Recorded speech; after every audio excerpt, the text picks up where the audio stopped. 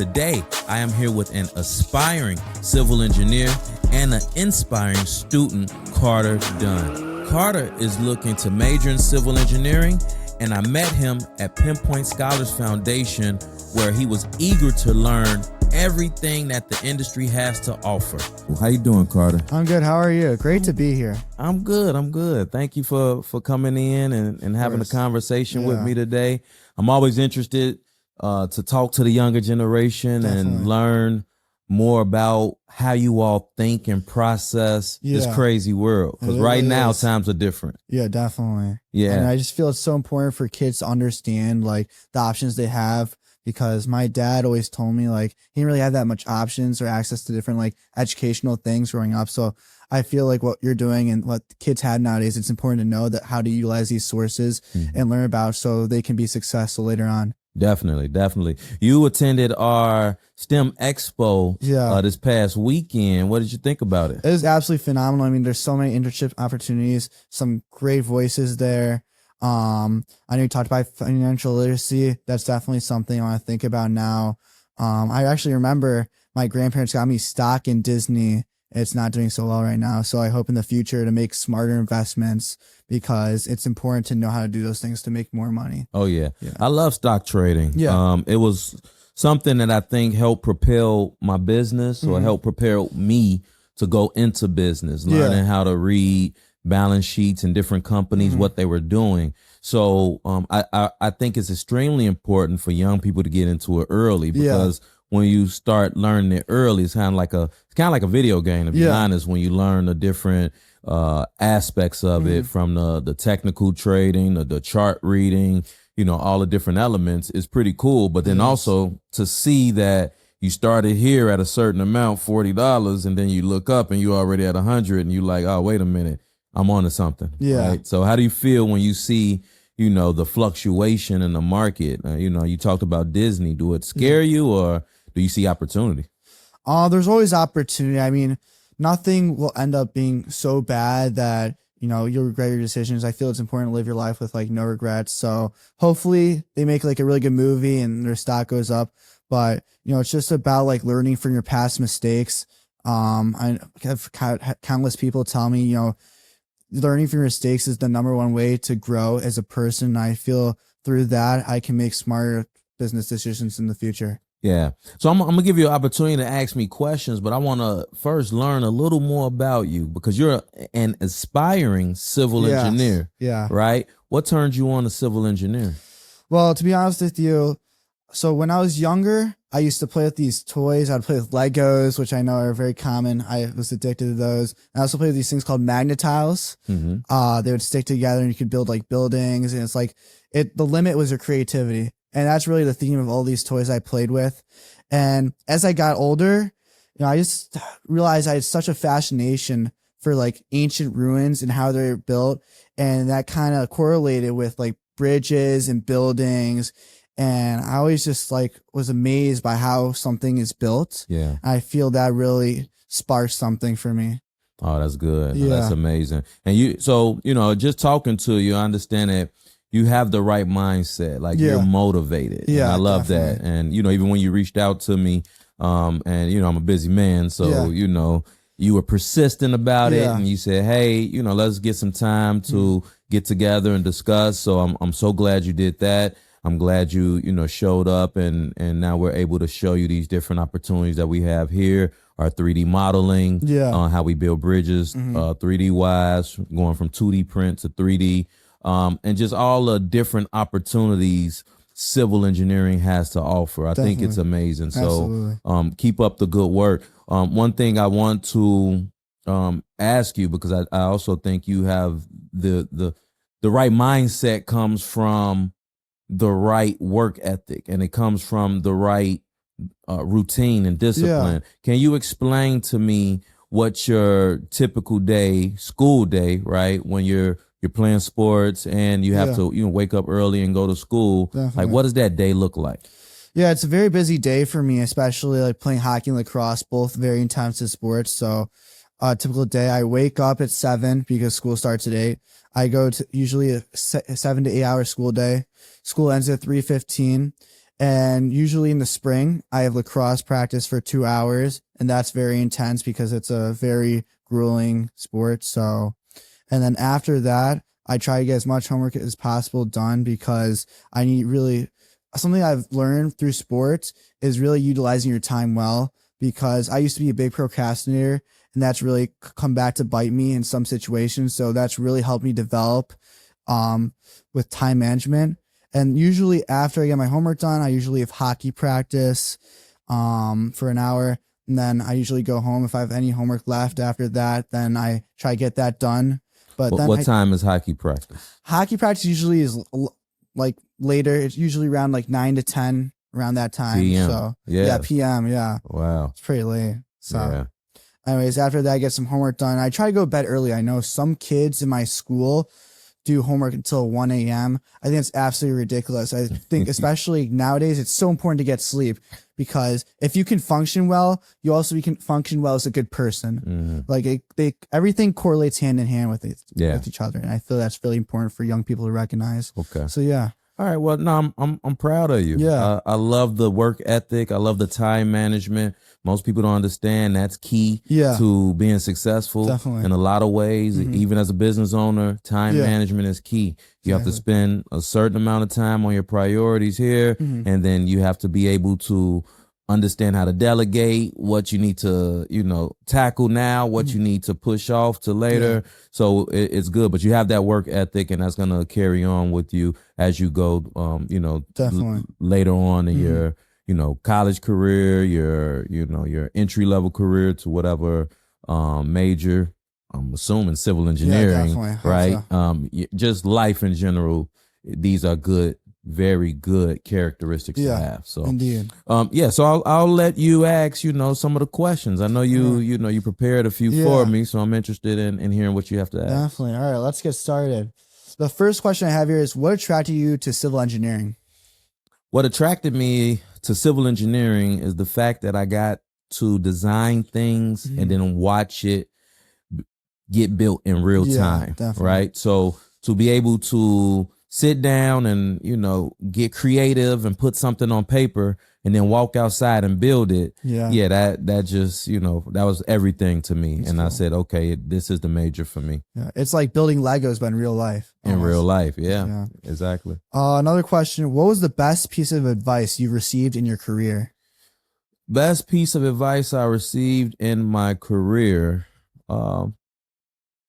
is to never let anyone stop you from doing and being the best that you can be. Yeah. Right. Never let someone else's opinion or their view of you become your reality. Yeah. Right. Somebody might think, oh, well, you're not big enough to play this sport, or you're not, they have these limitations that really they're projecting because this is what they feel about themselves. Yeah. And they're projecting it onto you as well, but never let somebody else's opinion become your reality. Yeah, I feel that's more important in this society than ever, because social media, people are always trying to put each other down. And I just feel it's important for people to keep going and keep on the straight path that they have. So a comparison, is a disaster if you're trying to compare somebody else or compare to someone else on social media. When a lot of these folks are living like fake lives. Yeah, right. Exactly. So, yeah. Another question. What traits separate good civil engineers from great civil engineers? A good civil engineer versus a great civil engineer. Yeah. One trait, I would say communication. Communication, yeah. We all have that technical background, maybe good with the math and science, maybe good with calculating. But the key trait is being able to communicate exactly what you are trying to do. Is to get the buy-in of the team. The team need to be on board. You sometimes have to go out to the community and explain exactly why this particular infrastructure need to be built. And if you can't communicate that, if you can't break it down so that a first grader can understand it, then it's all is lost. No one is gonna trust in your ability to do anything if you can't communicate. Exactly. Yeah, I completely agree with that. Yeah. What is your favorite project that you've worked on? Favorite project. Interesting enough, it's a land development project. Oh, wow. My favorite project is a high rise that we built. It's right across the street from Navy Pier. Lakeshore East is the neighborhood, but it was a really cool building made of all glass, and just seeing a building built that high. Like, how do you get that high up in the sky? I learned that you have to build what's called a core, which is kind of like a box in the middle, and you build that up first, and everything is built off of the core. So it was really cool. That was probably my favorite project. Yeah, that's awesome. Yeah. Did you always know you wanted to be an engineer? No. I just knew I wanted to make money. I didn't always know I wanted to be an engineer. I was going into careers that was in demand, that was high paying. I like building stuff. So I was like yourself. I was looking at architecture initially, but then after speaking with some people and understanding the industry, that just wasn't something that I wanted to deal with, and it wasn't as I would say as secure as civil engineering or engineering in general. So you can make more money in engineering, so I chose engineering. Specifically, I love civil because I'm like, oh, cool buildings. I can get into development. I can design them. But when I actually sat in front of a computer and started working on it, it was the most boring process you can imagine. So, I ventured off. I looked at electrical engineering. I didn't like coding and just sitting in front of a computer all day. But when I found civil engineering, I was like, oh yeah, this is perfect. A little bit of outdoors, being inside, dealing with people. This was perfect. Yeah. And when I've talked to some people, they say that out of college, civil engineering has almost all colleges have above 95% job security rate for civil engineering. So there's a really high demand for them. Yep. What accomplishments are you most proud of? Man, that's a good question. I'm proud of all of it. Yeah. So, early on, I come from the south side of Chicago. So it's an area that, I would say dangerous and not the best education. Yeah. But being able to just work through that, stay focused, go to college, started at U of I, and just really, focus on my studies no matter how hard it was. Just spent all my time and making sure I accomplished my goals, even though my advisor told me I wouldn't be able to make it. Because she was like, hey, this is a competitive environment. You just can't do it. I'm like, look, watch me work. I'm gonna get to it and I'm gonna get it done. And that's what I did. Initially she said I couldn't become a civil engineer, and I ended up becoming a civil with a minor in mathematics. Oh, wow. Went off to work at the Illinois Department of Transportations. And once again, you're always going to have naysayers around. There's folks that were saying, hey, you're not going to be able to get your license, your PE license, just because, hey, typically black folks don't get their PE license or whatever, thoughts they had in their head. And for me, I was like, okay, well, just because you said it, I'm going to go do it. Right. So went and got my license, left that. Folks said, you're not going to be able to start your own firm and you're not going to make it and this, that, and the third, and started Pinpoint Precision Engineering. We've been in business for about 10 years, thriving. And, we're still even venturing out into different markets and industries. And we're even looking at acquiring some firms now. Yeah, so awesome. things are great. I'm proud of it all. Yeah. The journey. Yeah. I just feel it's a shame how people let what others say about them discourage them from doing what they believe, because so many more people would be successful if it weren't for others saying bad things or discouraging them. So yeah, I agree. What has been the biggest challenge of your career? Biggest challenge. I would say the biggest challenge of my career will probably be, I don't know, it's twofold. One of the biggest challenges would be failing at something, such as you going into engineering and you realizing all of these classes and courses, they're hard. They're super hard. Failing at maybe even getting your engineering license, taking the exam. And these are hard things to swallow. But the biggest thing is for you to pick yourself back up and keep going and try again. So I know in college, when a lot of people, you're not fully sure on what you're gonna do, and you have a lot of people saying you should do this, you should do that, you should do this. I think that was probably the hardest time, because you're expecting other people to give you good guidance, and that's not really what they're doing. So that was probably the hardest. And then, the second hardest was probably starting a business. Yeah. It's always a grind. Only the strong survive in this society nowadays. Oh yeah, definitely. Who has had the greatest influence on your career? Greatest influence on my career? That's a great question.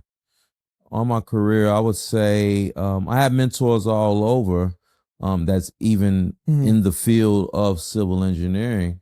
But I would say the greatest influence, I would say, is my mom. Yeah. She's not an engineer, but the greatest influence comes from someone that is going to support you, and feed you those words of encouragement, speak life into you as you go through tough, difficult times. So I would say that's I would probably say my parents are the heroes of my life. They really always push me to be a better person every day. So definitely. Yep. Even if they're not going down the same path, they know the mindset that you need to have in order to succeed. Exactly. If you could restart your career, what would you do differently? That's interesting. I would do nothing different. Really? I would do nothing differently. Let me think. If I was to restart my career, what would I do differently? I don't know. I think I like exactly just the path I took.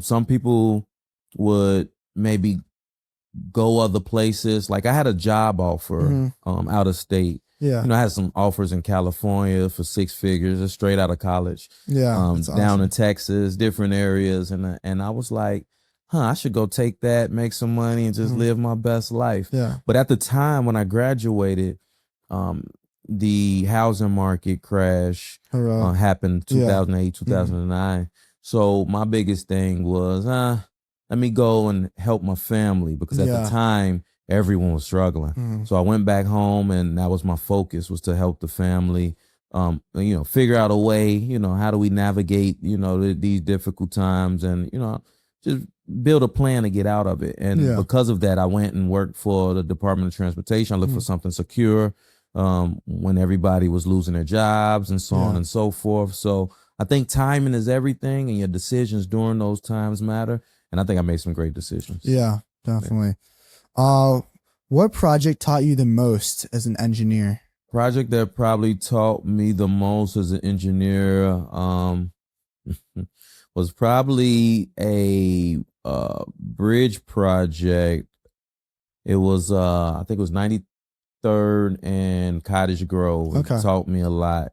That and it was another one further south, a Burnham Bridge project, and it taught me a lot because it was so interesting. Yeah. It was one of those things where we thought we had plans to do this, but politics came in and all types of different activities, communities. We had governors calling sometimes on certain projects to say, you can't shut this down and you can't do that. And it just threw everything. It threw a monkey wrench in everything. Yeah. So these was really good projects because these was full reconstructions. We knock everything down. We build it up. We go into the foundation. We we do everything from scratch. But just looking at all the different stakeholders and what they wanted out the project and how they wanted to be an integral part of it, you just learn a lot. You just learn from the traffic people want this to, the contractor wants this, the engineers want this. And I think that was one. And then another one, when there's an accident on a project, that's a really good experience because you then learn the risk of being in this industry. Everybody gets sued if there's an accident on a project. Every person that stood on that project. So that's also interesting too, to see the lawyers come in, take depositions, and then they try and scare everybody and eventually figure out who's going to pay that money. Somebody's paying. Well, you got to figure out who's going to be the one, left holding that bag. So to see it in college is one thing, but seeing the real world is a completely separate thing. Oh yeah, life. So, yeah. What is the most unexpected problem you've encountered in the field? The most unexpected problem? Yes. Interesting. I was working in District 9, and it was a place called Galconda. Okay. A very interesting place. Yeah. And it was interesting for a number of reasons. But we were doing a marina, and we were building like a parking lot. You know, I guess it's state owned because I'm like, why is I not building parking lots? Yeah. But contractor was working and then end up like hitting a buried cemetery somewhere down there. Really? There. Yeah, it was like that no one knew about, and it's like, oh my God, well, this project is going to go on hold, right? Yeah. So it was one of those where sometimes you're digging and you never know what you're going to run into. So yeah, to just know that, you know, this happened, it was just, it was far out. Yeah. How do you balance safety, cost, and efficiency on a project? Yeah, that's that perfect equation that you have to figure out. Safety is number one priority. Cost, how can we do this and keep it safe at the same time? Yeah. And then, you know, when it comes to efficiency, you know, how do we get it done quickly, you know, with the least amount of like folks or material. You know, sometimes, you know, bridges long time ago used to get made with a lot of concrete, with a lot of steel, with a lot of extra, but all of that adds additional weight that need to be supported by foundations, so on and so forth. So even like the bridge I showed you earlier, you know, when you incorporate something like a pile that goes all the way down to the bedrock, now what we do is we build up and we really don't have to do anything until you get to like the pier cap, till you get to the thing that the pile is supporting. And then you making sure that, you know, so you saved a whole lot of concrete, you saved a whole lot of just construction cost by using those methods. And we're continuously refining our methods to see how we can make things more efficient while keeping it safe. Safety is our number one priority as an engineer. Definitely. What project do people use every day without realizing the engineering behind it? What they use every day without realizing the engineering behind it? Well, I would say phones. Really? I would say 5G infrastructure. Yeah. So fiber cables have to be installed underground everywhere. You know, used to be 3G, 4G. But in order to get to 5G, you have to use what's called fiber. It used to be like those coax cables. I don't know if you're old enough, but we used to screw these little cables, copper cables, into like a box into the TV in order to get cable. All of that is what Verizon, AT&T, these telecom companies been working on replacing, just so our phones are faster now. So we've had to go in and we've had to put cell towers that's connected to fiber underground and create these high-speed towers that your phone can talk to, and that way it transmit the data fast, so you can watch YouTube videos, Netflix videos, so on and so forth. So I think that's probably the most common one. Yeah, I'd have to agree with you on that one. Phones are so complicated, and they keep on getting more and more complex every day. It's important. So. Yeah. What project are you currently most excited about? I-290, the 290 expressway that takes you out to the west suburbs. They're coming to widen that project. And I was excited about a project called Red Line Extension Project that goes from 95th to 130th, but they don't seem to be using a lot of the firms from the community. So it's one of those that I'm not so excited about it. We're still waiting on to see some developments on that. But the I-290 I'm very excited about because I think that's a project that will focus in on the community and making sure that the needs of the community are met. Definitely. What skills should high school students develop if they're interested in engineering? Skills that they should develop, critical thinking skills. I think a lot of that really comes from the math and the science, figuring out how to solve problems, right? And to be honest, math and science, it's not interesting. Yeah. It's not, and the way it's taught in schools, it's not applicable to a lot of real life situations. So people lose interest. For me, I fell in love with it when I was in higher levels of math, and they would show me how a math equation, the military used a specific math equation called the heat equation to create the heat-seeking missiles. Oh, wow. So it blew my mind. And now, even when I teach math, I make sure that I show, even if it's simple algebra, 8x plus 2y is equal to z, I make sure I can relate that directly to a structure such as a bridge to show folks this is how you determine the forces on the bridge, and you have to design, your bridge to be able to support this type of force. So it's really cool, but I think that's what schools are missing, how to relate that math that looks like it's just numbers and letters to the real world application. Yeah, I feel like that's very important for students, especially ones who want to go into engineering, because once they understand how it's applicable to real world scenarios, they might become a lot more interested in pursuing that field. How important are communication skills in engineering? Very important. Very important. It's interesting. I'll be honest with you.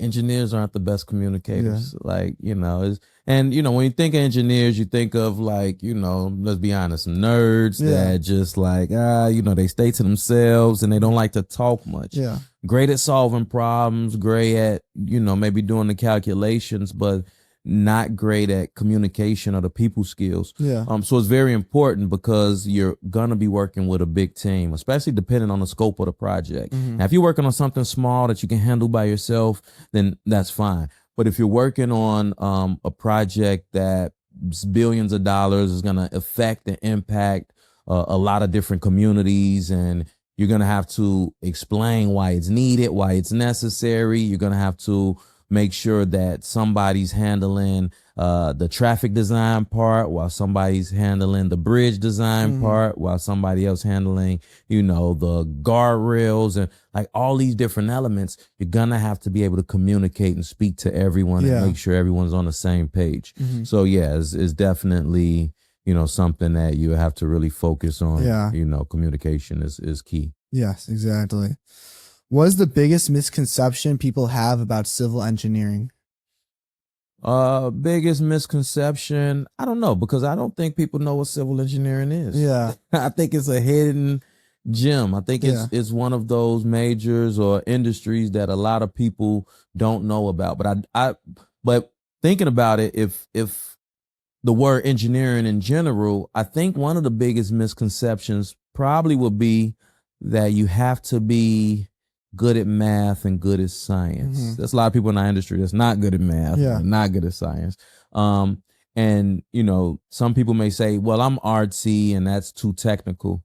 Well, our planning is all art. Somebody have to draw and lay all of these things out, and you have to have a creative mind to do some of these things. So there is a creative element. And I think that's probably the biggest misconception, is that there is no creative element to civil engineering. Yeah, I feel all fields in engineering, they all come back to the simple engineering process, which is so important. And I feel that really represents engineering. And people don't see that. They only really see the math and the science parts of it. So what was the hardest lesson you learned early in your career? Hardest lesson that I learned early. That's a good question.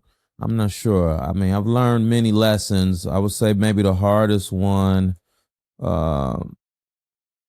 is that you have to make sure that you engage with every individual. And the biggest thing is that you have the system, unfortunately, has a hierarchy type of system, and you have to go through these channels because it's important to, if you have a supervisor, to include them in on something, and then they take it to the next, and they take it to the next, and not to overstep those chains of commands, because people feel some type of way if you do. So I think that's one of the biggest lessons that, I think most new engineers learn early on, because you think, hey, why don't I just go to the source and talk to them directly to get something accomplished? But everybody wants to be a part of the conversation. So it's that piece. Definitely. How much of your work involves teamwork versus technical design? Yeah, I would say 80% of our work involves teamwork, and then 20% technical design. Okay. Yeah, so most of it is coordination meetings, having a conversation, making sure everybody's on the same page. Maybe, and it also depends on what you do, though. If you're a designer, then it may be half technical, half, communication.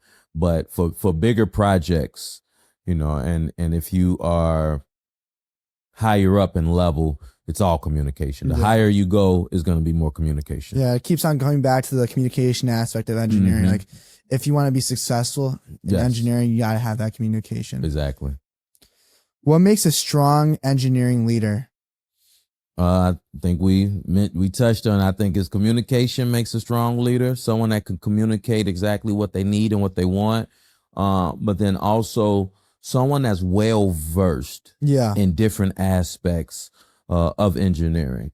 Someone that understand, the utilities might be a factor. The water, the structure is going to be a factor. The people is going to be a factor. How are they going to be affected when we're doing construction? How do people going to even get to point A to point B? We have to detour them, right? So what's the easiest route for them to make it to their destination without disrupting their lives, without slowing down traffic? It's the engineer that can think of all of these elements and present them in order to solve the problem. How do you think civil engineering will change in the next 20 years?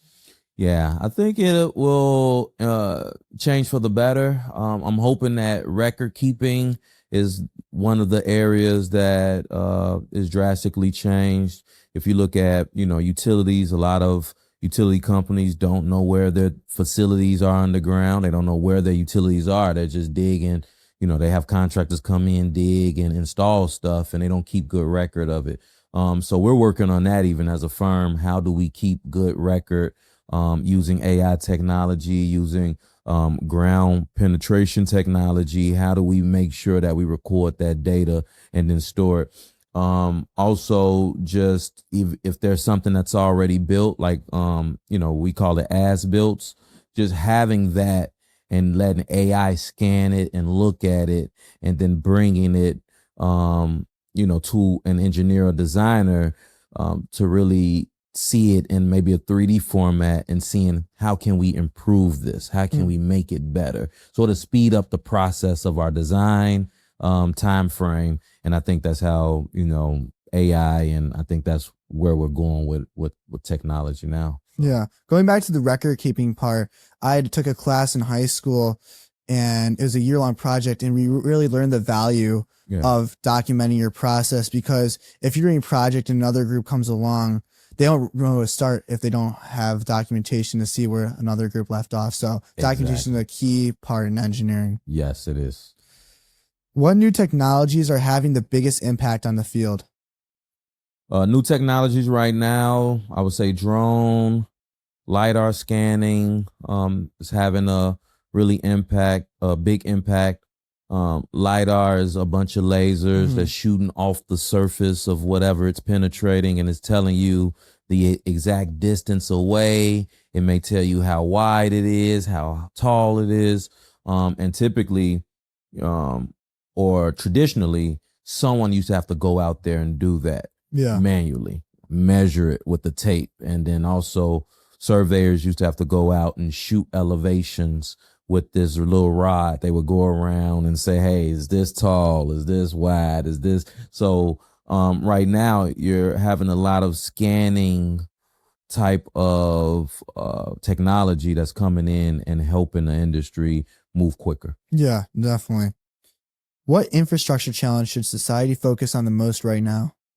Yeah, I think society should focus on a few things.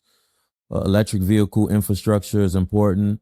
You have a lot of people with electric vehicles, but there's not enough charging stations. If you go on a road trip, you have to pull over and wait about 20 to 30 minutes. Yeah. And who want to add that additional time onto a road trip? Something that we were looking at and that we were working on, I know the Illinois Tollway had a idea of having a dedicated charging lane. Mm-hmm. So anybody with electric vehicles can drive on this particular lane and their cars will be charging while they're driving. Another thing is autonomous vehicles. We need more cell towers that can ping off of the vehicles. So those Teslas that drive itself, it need data from these cell towers to make sure that it's in the right lane and that cars around it, is traveling safely as well, and just being able to navigate that way. And one big thing that I like that I would love to see come to fruition is flying cars. Yeah. I think that's really cool, and I'm looking to be one of the first to have one as soon as it come out. But you got to think of all the different elements. Right now, you got drones in the air, you got planes, you have birds that naturally live, and fly, and you don't want that to interfere with, flying vehicles. There's so many things to think about. If budget and logistics weren't a concern, what dream project would you want to design? If budget and logistics weren't a concern. Yeah. That's a great question. I don't know. I think it would probably be one of those towers or high rises. Really? I think that would be something. But I also think, it was interesting because I saw something similar to an idea that I had. Like, I don't know if you heard of that Hyperloop that they were supposed to build a long time ago from Vegas to California. Oh, I heard about that. Yeah, but I just would like to build something that's like super high speed. I know they have Mach planes, Mach 3, Mach 4 airplanes. Top Gun. Yeah, that'll get passengers from the U.S. to Europe in 10 minutes. Yeah. Right? Those are the types of things I would like to, to be a part of, an infrastructure or like that Hyperloop idea, something that can connect the continents. You don't just have to fly, you can, there's some people that don't like to fly and afraid of flying. So maybe we can create some sort of like high speed, train system or some system to get from continent to continent. Yeah. I read somewhere maybe like the possibility of having like an underwater train in the Atlantic Ocean. Wow. That'd be very tough, but yes, that'd be a lot of money. That'd be very cool. But that'd be cool for sure. What's a structure or bridge that you admire and why? A structured bridge that I admire. I don't know. I mean, I'm a simple guy. It has to be like a bridge that just spans across water. I like, those New York bridges. Yeah, those New York bridges are pretty. That you can go, over water and is lit, and there's a lot of different elements to it. Suspension bridge, with truss on the side for the sturdiness. A lot of different bridges. I like the bridges down in Miami. Yeah. When I'm going from South Beach to downtown Miami, or even I was just in Texas a week ago, and I love the fact that they got all these flyovers that it kind of connect and go to the same place. I really think we need that here in Chicago, because people are too busy trying to merge to one side, and it's causing a buildup of traffic in one area. But if we had two areas on both opposite ends that they can exit on, and that flyover lands them in the same location, it really mitigate traffic. Yeah, that's a possible project you could pursue. Exactly, yes. And I feel this is the most important question. Lastly, what advice would you give to your high school self? That's a good question. What advice would I give to my high school self? Yeah, just stay the course. Work hard, stay the course. And then the advice that I would give, which is, what I've had to some extent or to some degree, but what I would give all high school students is just know who you are and know your why. Like, know why you want to do something and something specific, and make a list of those things. Like, make a list. But this is why: money, and it's in demand, and I can live, here, or go here, or I'll make my family proud. Whatever it is, make a list, because you're gonna need it. Life is gonna throw some curveballs at you. It's gonna knock you down, and you're gonna need to look at that list and remember why I'm doing this in order to get up and keep going. Well, that's all my questions. I really appreciate you answering all of them. You gave me thorough answers. So no, it was great questions. I appreciate you coming in, having a good conversation with me. Yeah. I always love to learn from the next generation, and even those questions that you asked me, some of them I'm like, oh, okay, wow, I didn't think about this, but these are pretty cool things to think about as we move forward and as we try and make society better. So thank you so much for being here today. I appreciate having you. These were some great questions. And also I appreciate seeing you at the Pinpoint Scholars Foundation event. We're going to have plenty more programming, and we need to see you at these events more, just so we can, get an understanding of, exactly what you want to be. So any thoughts behind that? Yeah, I really enjoyed the STEM Expo that you guys hosted. I was able to talk with numerous different companies such as ComEd, IDOT, Illinois Tollway. They offer great internship opportunities. So I'm excited for what's to come. I look forward to engaging with you a lot more. Bring your friends, bring your family. Definitely. We're going to have a STEM carnival. We're going to have a gala at the end of the year. We're going to provide scholarships to students that's interested in going into engineering. Yeah. We want to be here to support. So that's my mission. That's what I believe in. And, I want to see the next generation thrive. And, who knows? Maybe one day you'll be back here at Pinpoint Precision Engineering. Yeah, let's hope. Sounds good.